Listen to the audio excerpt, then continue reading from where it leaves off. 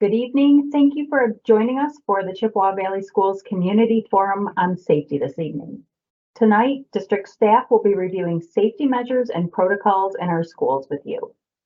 Towards the end of the presentation, we will open up question and answer for any audience member to submit questions. Simply type your question into the Q&A box and it will be addressed by our panel. Again, that Q&A box will open midway through the presentation. Not open quite yet. Thank you for joining us tonight, and we would like to begin with our Chippewa Valley Schools Superintendent, Mr. Ron Roberts. Hi, everyone. Thanks for attending tonight. We have a very comprehensive presentation for you regarding our safety measures and protocols. And we have some very important people in our district who are here because they have a pretty large role in what we do for safety in our schools, and so they will be presenting a lot of the information. So we have Dr. Donald Broski with us this evening. He's the Assistant Superintendent of Educational Services, and he organizes all that we do, and he'll explain how he does that as we go through the presentation. And Ms. Marina Lacari, who's our Executive Director of Elementary Education, and Mr. Paul Sibley, our Executive Director of Secondary Education. These are really the three main players in our school district related to safety, even though many, many people have very important roles with this topic. So I also just want to give you just a little bit of background information. School safety really changed a long time ago, really. In 1999 is when the outlook on school safety began to slowly change, and it started slower and got more intense probably over the last decade. But and that was with Columbine in 1999, and that kind of was an event that kind of changed how we or things we considered that could possibly even happen in schools. So it started back then, but the real change that we made, as I said earlier, has come a little bit later. But we've really, in this school district, been very committed to safety. We've done many things that you'll hear about this evening that should make you feel really good about our approach to dealing with this topic. We've done it with school bond improvements, and that's a lot of the different items that are in our schools, such as safety glass that you'll hear about, and door locks and things like that. But then we also have done a lot with staff training. And we have some real strict protocols that we follow in order to ensure that everyone in our buildings and on our school grounds are safe. And furthermore, this could not have been done without community support.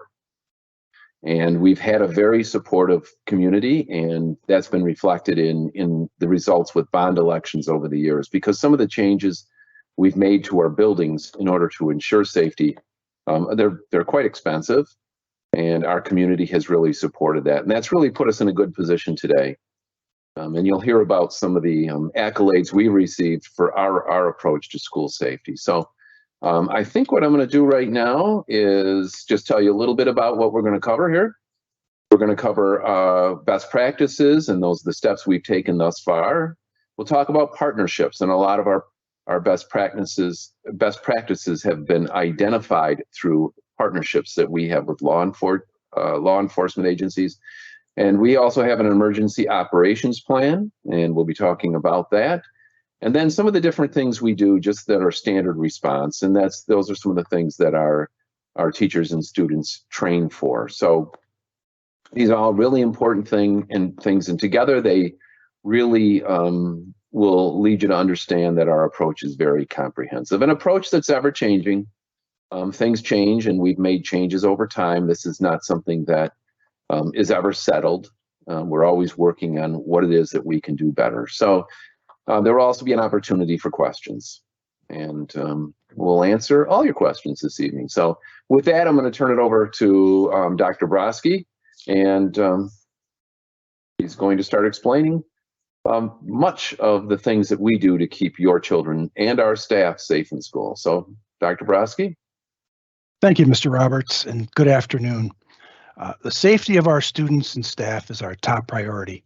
After passing our Safe Schools, Strong Schools bond in 2018, We contacted Clinton Township Police, the Macomb County Sheriff's Department, Macomb County Homeland Security experts, and Macomb County SWAT to discuss what they felt would be the best use of bond funds to improve school safety. Several options were discussed with these groups, and they helped direct us on areas of focus. Mr. Roberts has addressed these safety enhancements frequently with both the board and our larger school community. Structurally, we've done many things to enhance security in our schools, such as the entrance and perimeter doors are secured and locked. School guard security glass protects offices and classrooms. Upgraded security cameras. The blue pull emergency alert systems. Building entrances have card swipes and buzzer systems. External doors are clearly marked to assist first responders. And classroom doors now can be locked from the inside of rooms, so teachers do not have to go out into the hallways or the pods to lock the doors. Mr. Sibley will provide you with safety measures that are utilized at the secondary level. Paul?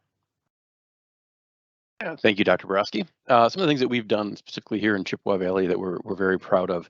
One of the things that stands out to us is that we do have 4 full-time school resource officers in our district, which is not very common. We're very proud of that. We employ 2 Clinton Township detectives and 2 Macomb Township deputies who work full-time in our schools. Not only are they in our schools full-time, they spend their time traveling between the high schools, the middle schools, but they're also in constant consult with our administrators throughout the district, including at the elementary level. So our SROs are involved in our threat assessment teams. They are part of our daily conversations. In addition to our SROs, we also talk regularly to both the Clinton Township Police Department and Macomb Sheriff's Department with some of the captains, the higher ups, if you will, to make sure that we're all on the same page and that we're delivering the same message, to our employees.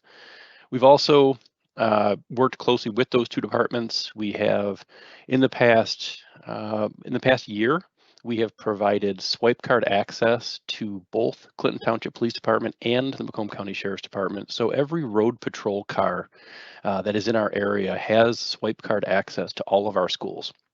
So that is something we worked with both departments on, something that they work now to distribute as part of their the equipment that the officers take on the road with them on a daily basis. In addition to our SROs, we do have security guards at our high schools. We've actually gone with a new firm in the last year. We've kind of upgraded, if you will, to a firm that we're very comfortable with, and while nothing is perfect, I will say. We're currently working with a security firm that is very responsive to our needs. They take great pride in the guards that they're providing us. If we're not happy with the guard's performance, they have been extremely responsive to working with us to either work with that guard or even find replacement guards if necessary. We have hall monitors at all of our secondary schools, more of them at the high schools, obviously, just because of the sheer size of the schools. But between the hall monitors and our security guards, we do have regular surveillance of our halls and outside of our schools, at the high schools, and in the hallways at our middle school.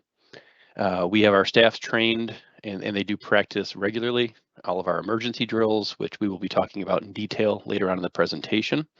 And again, those emergency drills often include our school resource officers, not only because they're part of our schools, but because they also offer us good advice as we're going through some of those security measures in case that there's things that they see that they want to make sure we're aware of that we include in all of the protocols and procedures that we have in the district.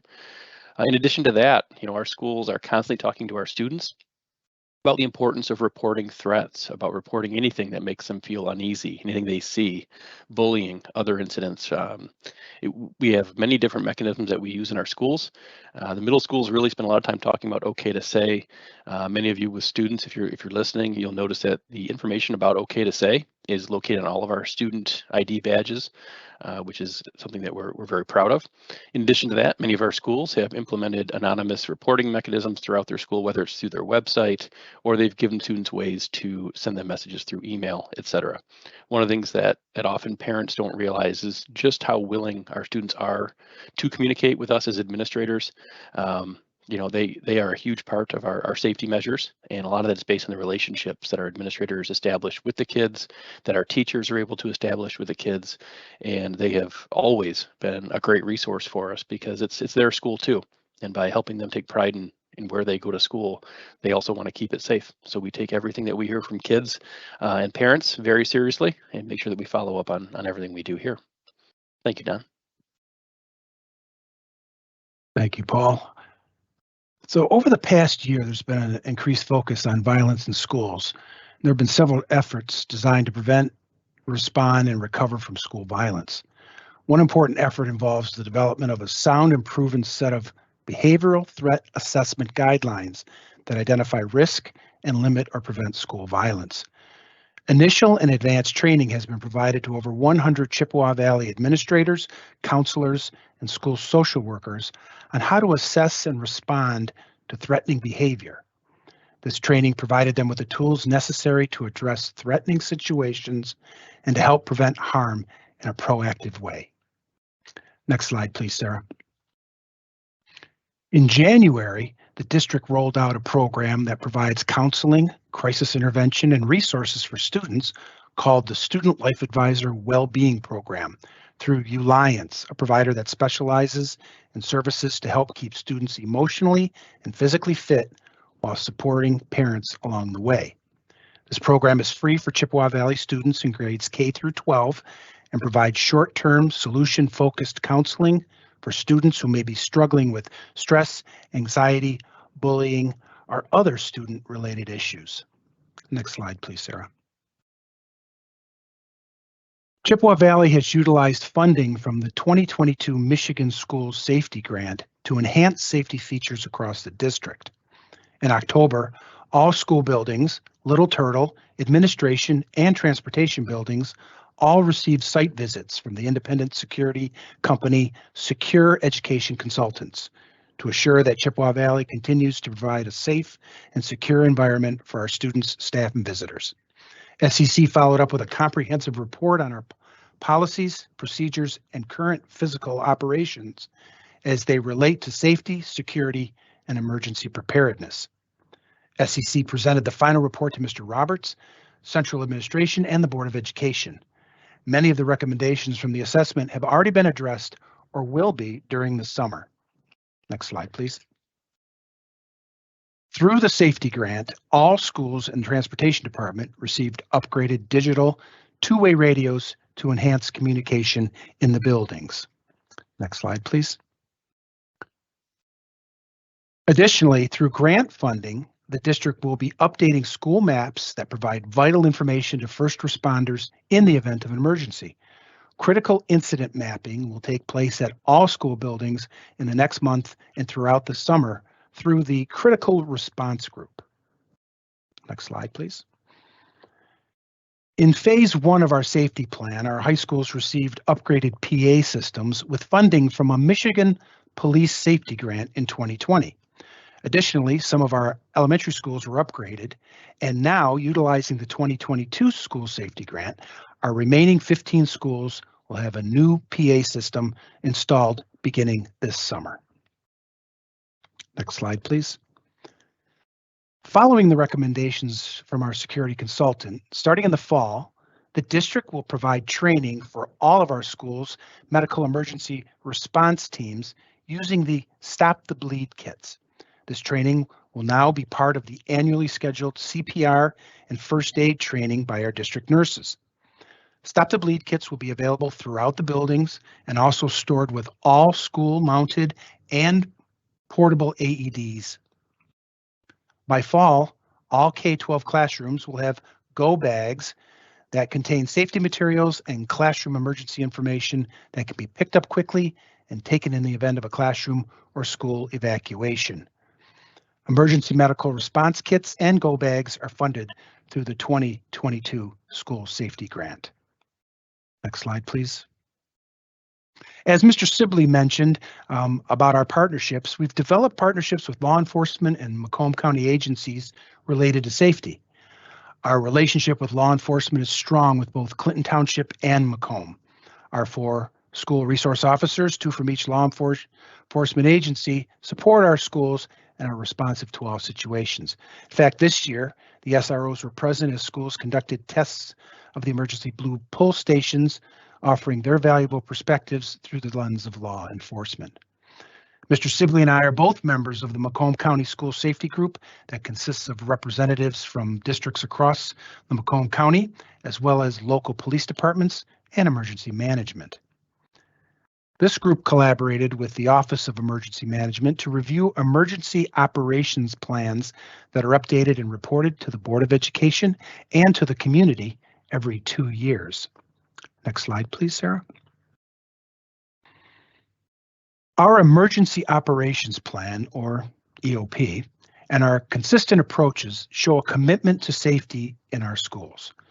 We are diligent in approaches including searches, law enforcement, and medical recommendations. Our attitude towards safety is to be careful, cautious, and safe in all situations. We believe in communication about our expectations and our commitment to safety. Taking steps to increase knowledge and action during emergency situations through drills and communication. We look for assistance from the community when speaking with their children about safety in and around school. Now I'll turn it over to Ms. Licari and Mr. Sibley, who will talk to you about taking action during emergency situations. Thank you, Dr. Broski. So as was previously mentioned, we really do focus on best practices and those standard response protocols that are required by the county. So as you can see on the screen, you have an example here of a poster that is found in each of our classrooms. Not only is this poster in the classroom, but it's also available to our teachers with a much more detailed explanation that we're going to give to our families this evening to really walk our staff through all of the expectations when it comes to safety and what those procedures might look like in the classroom and throughout the building.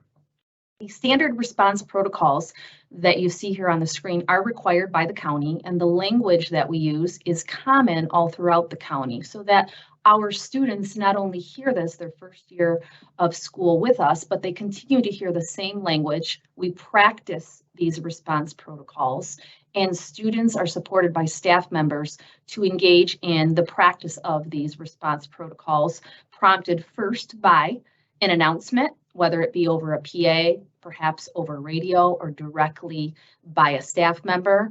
And then students also get the opportunity to practice the next steps with every response protocol that is directed by their teacher or staff member so that they are comfortable with the language, they know what to do when they hear the language, and no matter where they are, whether it be in a classroom, a hallway, playground, cafeteria, we give our students multiple opportunities to practice these protocols, not only because it's right, but because we are also required by the state to practice each of these protocols and make certain that our staff is trained yearly and they do have access quickly to these documents in the event that they may have to evacuate their classroom or the building. So the very first protocol, and if you wouldn't mind going to the next slide, that we will highlight for you is a secure. As you can see here, again, this is what our teachers have at their access, but also we practice with our students. We have very specific actions for students and specific actions for adults. If ever there was an announcement for secure, what that really means is that we are securing the perimeter of a school building. That could mean that there's something occurring outside of the school building that we want to maintain outside of the building and just conduct business as usual within the building. An example of a secure protocol may be that there is an emergency situation outside of the school building, perhaps somebody fell or needs medical attention, and the students and staff would hear the secure announcement over a PA, and that would just mean playground is closed, campus is closed, and anyone that is outside, enter the building, proceed as normal while those things are taken care of outside of the building.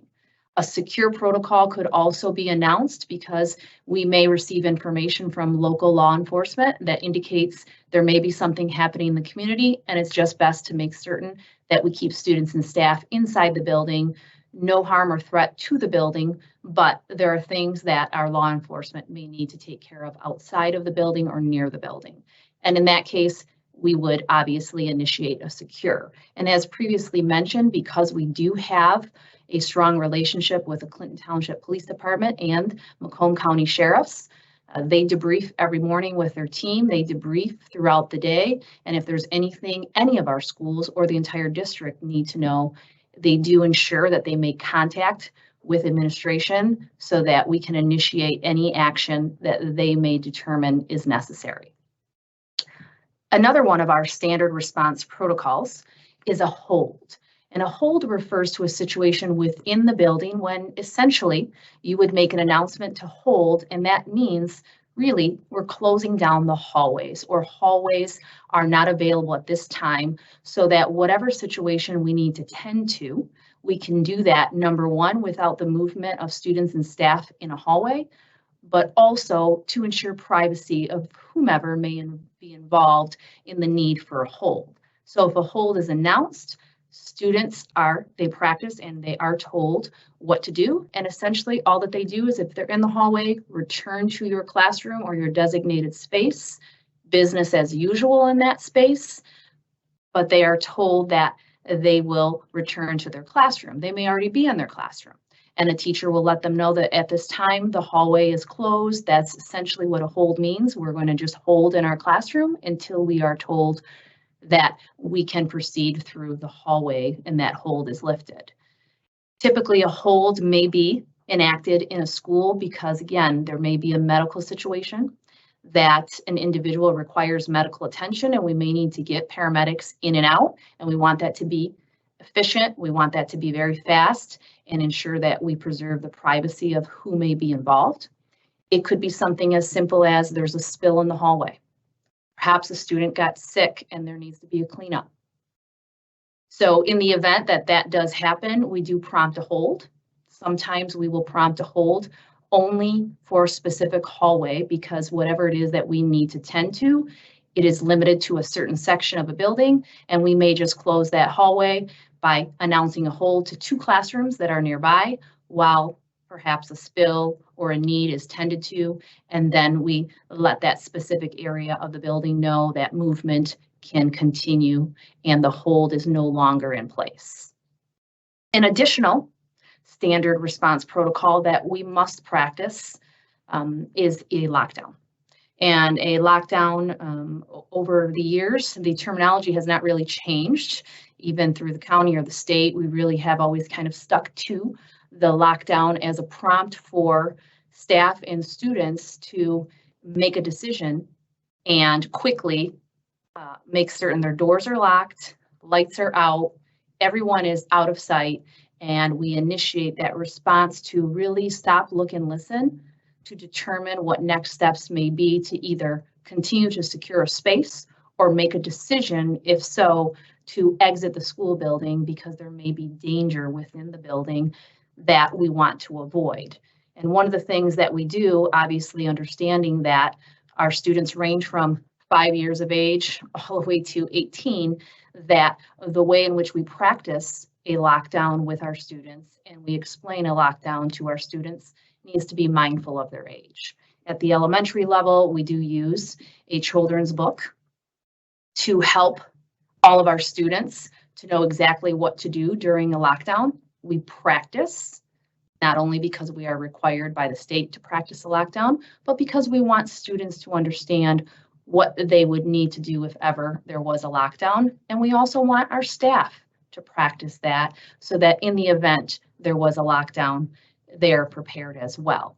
So a lockdown can be prompted by an announcement, but it can also be prompted by one of our blue lights that was previously mentioned in this presentation, which we do now have installed in all of our schools.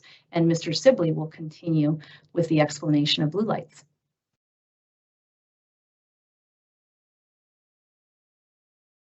Thank you, Ms. Licari. This slide is just kind of showing what Ms. Licari was just explaining, that we do go through different protocols, different procedures with both levels. As we go through the drills, what you'll hear in many buildings is that you're going through lockdown drills, you're going through any kind of drills, early in the school year, our administrator will be over the PA system walking kids through it. So it's not as scary as it may be if they weren't informed. And so it's not uncommon for our administrators to really walk the kids through it at the beginning to take some of the stress and anxiety away that does come with lockdown drills. Sarah, if you wouldn't mind going to the next slide for me. The blue pole stations is something that Chippewa Valley Schools has invested in that very few districts have actually put into their buildings. We're very proud of this as well. The blue pole stations work just like a fire alarm as far as the activation of it. The difference is our staff and students are aware that these blue pole stations are used for very extreme situations. And if the blue pole station is pulled, there will be strobes flashing in the building, much like you've seen with a fire alarm, but those strobes are blue. There will also be a message being played through the station itself referencing lockdowns. And so that students and staff that are in the area are aware that it has been pulled. What students and staff may not see in the moment is the moment that this blue pole station is activated, it makes an automatic call to our police departments. And so the police departments will automatically dispatch or notify all cars on the road that there is an active situation at one of our schools requiring their attention. So when the system was put in place, although not funny, we did have a few technical situations that we dealt with our blue pole stations. So we're very aware that they work. And those are the things that we learn. And our response times and our police support when those things did occur reassured us that this is something that was definitely worth the investment. We're still constantly evaluating our buildings, making sure that we have the appropriate number of strobes within our buildings so that students are aware of situations as they occur. And again, something that Chippewa Valley Schools has invested in that you may not see in other buildings in other districts. Next slide, please, Sarah. A few of our other drills that we practice, these are a little bit more common, a little bit more familiar with our parents because these are the same things that we have been doing for a long, long time. So an evacuation, the first thing that you should think of is during a fire drill. During a fire drill, we evacuate the building. This is where our students are taught what their pathway would be to get to the nearest exit. Our schools do get creative and sometimes they block hallways at the secondary level just to get kids thinking a little bit differently. That should there be something in your way, what would be another alternate route that you might take to evacuate the building? In addition to fire drills, this is something that, we have experienced sometimes, perhaps a gas leak in one of our schools or some kind of situation which requires us to ask the kids to leave. And that would be handled the same way as we would a fire drill with an evacuation of the building. Next slide, Sarah. Another one that people are quite familiar with is the shelter, the shelter strategy. The most familiar use of this would be through a tornado drill, which is where our students are aware of what sections of the building they are to report to. We actually have had architectural studies done in our buildings, typically when they're made. When they're built, I should say. So we know which of the supporting walls within our buildings are the most structurally sound. And so it's not as simple as just sending kids out into the hallway like many think. We actually do have very specific areas of the buildings that we send kids to because we've had someone look at what the most structurally sound portions of those buildings are. And next slide, Sarah. So again, we talk about posters and communication within our buildings. These are posters that you will see within every classroom, which will provide specific information to our students about evacuation, where their locations are for shelter in place, what secure means, what hold means, what lockdown means. We do these drills annually. We report our drills to the state, which is a requirement. And so we do have to have so many drills per year. We include our SROs in these drills. We have begun communication of including the fire department in more of our drills throughout the school year. And it's something that our students have become quite used to. It's something that we've been doing for many years. And I will tell you that whenever we do them here in Chippewa Valley, we are constantly assessing. Our administrators send out emails to our staff or surveys to the staff about things that we're seeing. Administrators are taking notes on things that we could improve upon. As I think Ms. Lakari mentioned, our SROs provide feedback during our drills and things that we could do differently or things that we should be considering. So it's something that we are constantly working on in our buildings, something that we take very, very seriously. So at this time, I will turn it back to Dr. Broski. Thank you, Mr. Sibley. As mentioned in the evacuation protocol, it may be necessary for students and staff to leave the school during an emergency situation. So when moving from the building, there are 3 important terms to keep in mind. The first is rally point. If students must leave the school, a rally point is a predetermined meeting place that is safe and away from the building. Secondly is relocation. In order to allow first responders to address the emergency situation effectively and to help ensure everyone's safety, students and staff may be required to be evacuated to an alternate site where students will be accounted for and then released to appropriate and responsible adults. The district has secured multiple potential relocation sites in the vicinity of our school buildings and the administration building. And third, there's the reunification procedures. They're used when it's necessary to release students directly to their parent or guardian due to an emergency situation that prevents a normal dismissal at the building or students are relocated to an alternate site. A well-organized family reunification process will help reduce anxiety during a potentially stressful situation and reunite children with their families in a structured, timely, and safe manner. Schools have been provided with specific instructions and resources detailing the district's process used for student-parent reunification. At this time, I'll turn it back to Mr. Roberts for some closing comments.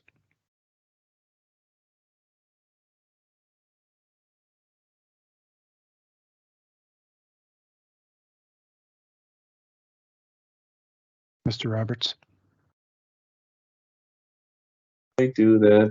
Thank you. That's an old problem, you know, where you don't turn your mic on when you're going to talk and you just sit there and kind of talk to yourself. Sorry about that. So the chat is open. So please, if you have questions, put them in. And if you don't think of them this evening, you can email us and we'd be happy to answer them. Anyone that was on this presentation this evening would be more than willing to answer questions at another time if that works better for you. You could even call us. But we work, I just want to review a few things on here. First of all, we work with our community partners, which are our law enforcement agencies, and they're very helpful in guiding us in all the things that we do. With this last bond, the 2018 bond, we sat down with our local law enforcement partners and talked about all the things we were considering doing.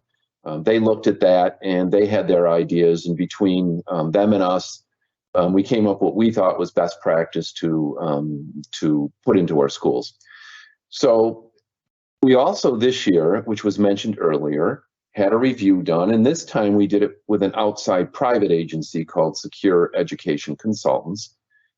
They had people in every single one of our buildings meeting with administrators, talking to them about protocols, and they went over our buildings very completely. And I just want to read the one quote, which was presented earlier, but I think it's important to repeat it because I want you to understand the level of seriousness we take this topic.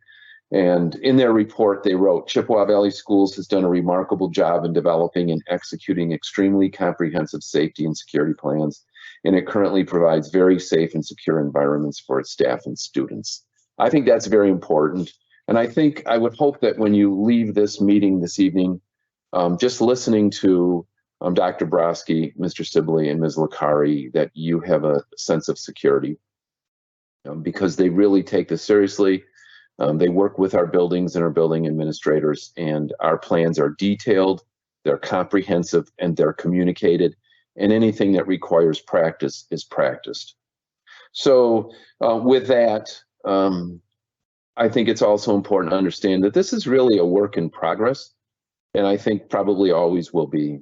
So as things change, as we get new information, as different school districts try different things, and we become aware of them, then we consider those things and we make adjustments as needed. So I just want to thank the community, because the community has been key in all of this in creating safe schools.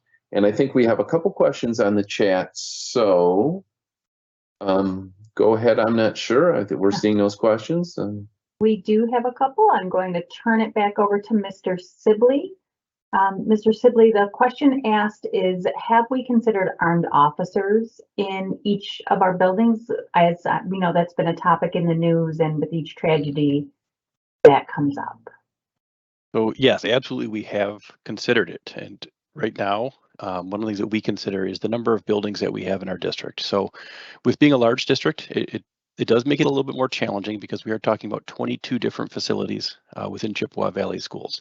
That alone is not a reason that we wouldn't consider that, but we definitely have had conversation about it. We know that this is something new that some districts have been exploring.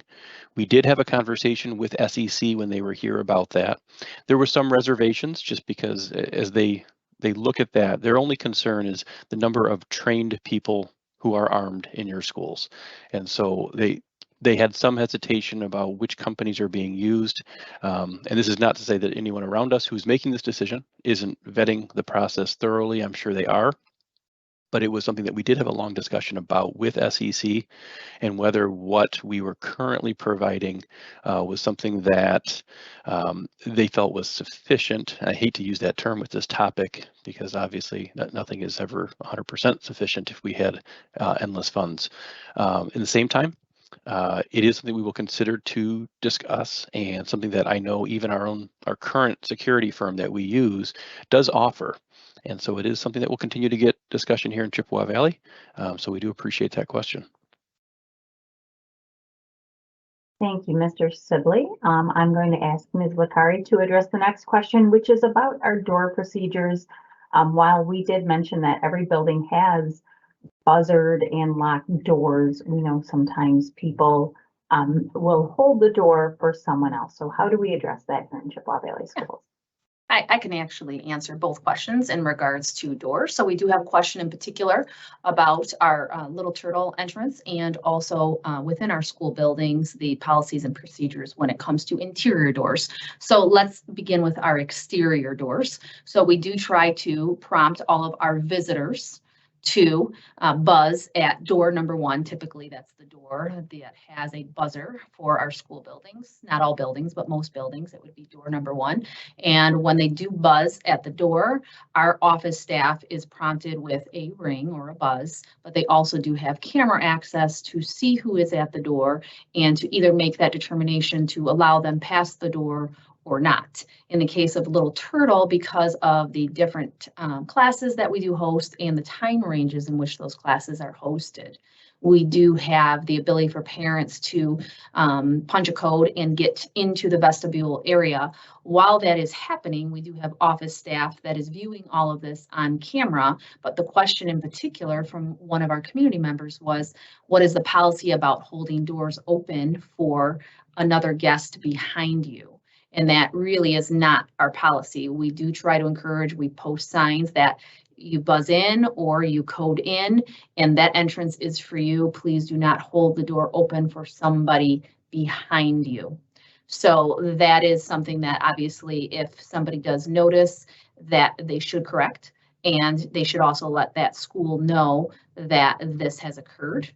Even we as district employees, when we do visit school buildings, although it may feel awkward for us at times when we do buzz ourselves in with a swipe card, we do make certain to let the person behind us know that we're not being rude, that we're not holding a door open for them, and they do need to buzz in or be seen visibly on camera so that office staff can follow that individual and make certain that they're going to the point, which would typically be the office, to where they need to go. So sometimes those reminders are needed, and we can certainly correct that if somebody is holding a door open.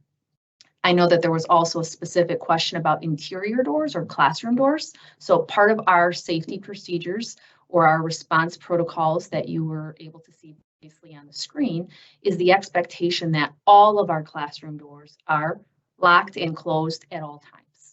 And that's not to limit traffic whatsoever. It really is another layer of safety so that in the event, if ever there was a safety concern within one of our school buildings, none of our staff members would have to waste 2 seconds, 3 seconds, 5 seconds to fumble and lock and close a door, that would already take place. So it may create a little bit of a hassle when students exit a classroom. They may need to use a restroom and work their way back. but typically in our classrooms, we do have either a side light or a window that makes it a little easier to see who's at the door. If not, there is a prompt to ask, and then that student is let in, but there is an expectation, whether they are offices or classrooms, that our doors are closed and locked at all times. And unfortunately, we did learn from a previous school experience in Texas that that does help to limit the time and ensure that safety is in place in the event that something would happen in a school. Thank you. Of course. I think right now that has addressed the questions in the chat, but I know it can take a moment or two to compose thoughts and type. We will leave that Q&A open if anyone would like to pose any other questions.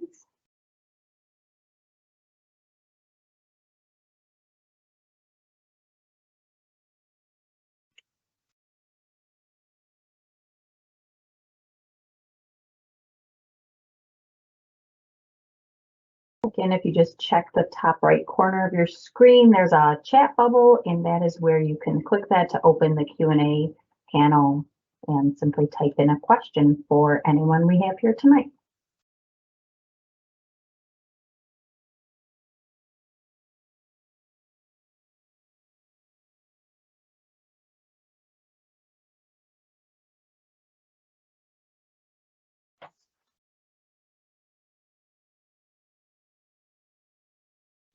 I think we're good.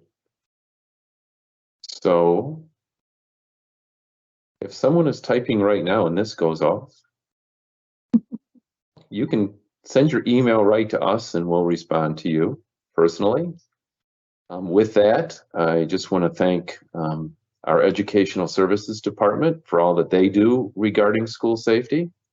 Those are the people who spoke, and then also Sarah for hosting this. And thank you for attending this evening to hear about this very important topic. And I do know that I probably am not much different from you, that sometimes you need to hear this a lot to understand all the terminology. So if you receive information in the mail, please review it. And that will help you become better acquainted with it. And